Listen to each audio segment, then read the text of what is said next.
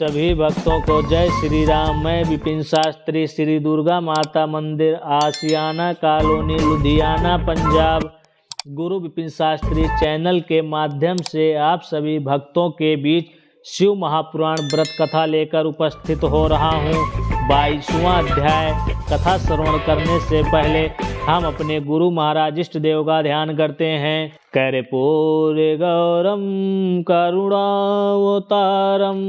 संसार सारम भुजगेन्द्रहारम सदा वसंतं हृदयारविंदे भवं भवानी सहितं नमामि। ब्रह्मा जी बोले, हे नारद, सबसे पहले विष्णु जी ने दोनों हाथ जोड़कर स्तुति करते हुए कहा, हे ईश्वर, आपकी स्तुति वेद भी नहीं कर सकते। मैंने भी आपकी स्तुति की है, पर आपका आदि अंत नहीं जान पाया। फिर इसी प्रकार देवता, उपदेवता गण आदि सबने अपनी अपनी बुद्धि के अनुसार अत्यंत विस्तार पूर्वक स्तुति की। सबने खड़े होकर एक स्वर में प्रसन्नता प्रकट की। तब शिव जी सबकी प्रीति देखकर अत्यंत प्रसन्न हुए। शंकर जी यह देखकर अति प्रसन्न होकर बोले, तुम सब लोगों को जो भी इच्छा हो उसे प्रकट करो, मैं उसकी पूर्ति करूँगा। यह सुन सब हाथ जोड़कर बोले, हे प्रभु, आपके वचनों से ही हम तृप्त हो गए, हमारे सब क्लेश दूर हो गए हैं। इसके अतिरिक्त अब और कौन सी वस्तु है जिसको हम आपसे मांगें? आपसे क्या छिपा है? फिर भी हम सबकी एक इच्छा है कि हम सब सदा आपकी भक्ति में लिप्त रहें तथा आपके चरणों की इच्छा किया करें।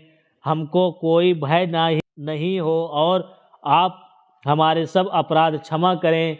जब दानव हमारा अपमान करें उस समय हमारे दुखों को दूर करें। सब लोग इतना कहकर चुप हो गए। तब शिव जी सबको अभयदान देकर स्वयं सगुण रूप से वहीं स्थित हुए। फिर सबको समझाकर वहां से विदा कर दिया। केवल मुझको तथा विष्णु को पास बुलाकर उन्होंने यह कहा कि तुम दोनों ही हमारे शरीर हो तथा संसार की उत्पत्ति कर तुम ही पालन करते हो। अस्तु, जब तुमको कोई दुख होगा तब हम तुम्हारी रक्षा करेंगे। अब तुम दोनों अपने लोक को सुखपूर्वक चले जाओ।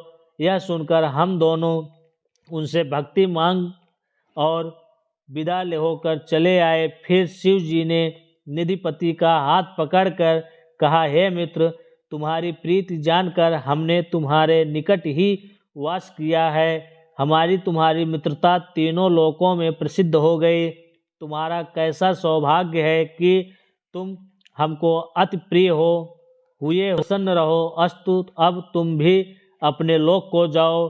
निधिपति कुबेर शिव जी की ऐसी कृपा देखकर प्रेम मग्न हो गए और उन्होंने यह निवेदन किया, हे प्रभु, मेरा मनोरथ पूर्ण हुआ।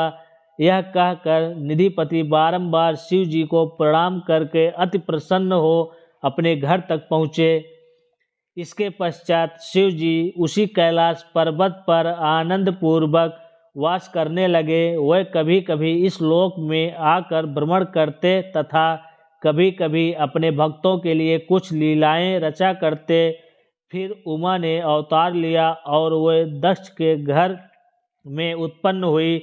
दक्ष ने उमा का विवाह शिव जी के साथ कर दिया। शिव जी उमा के साथ भक्तों के हित के लिए लीलाएं करने लगे। ब्रह्मा जी बोले, हे नारद, मैंने तुम्हें शिव अवतार तथा शिव जी के कैलाश जाने तक का वर्णन सुनाया। इसके अतिरिक्त और भी शिव जी की सहस्त्रों लीलाएं हैं। यह लीला मैंने अपनी बुद्धि के अनुसार ही कही है। शिव जी की कथा अत्यंत पवित्र है, जिसके सुनने से बड़े बड़े पाप नष्ट हो जाते हैं। जो इसका स्मरण करता है उसके समस्त शोक तथा दुख नष्ट हो जाते हैं। जो मनुष्य शिव प्रीति से युक्त होकर इस कथा का पाठ करेगा उसको धन तथा संतान की प्राप्ति होगी। शंकर भगवान की जय।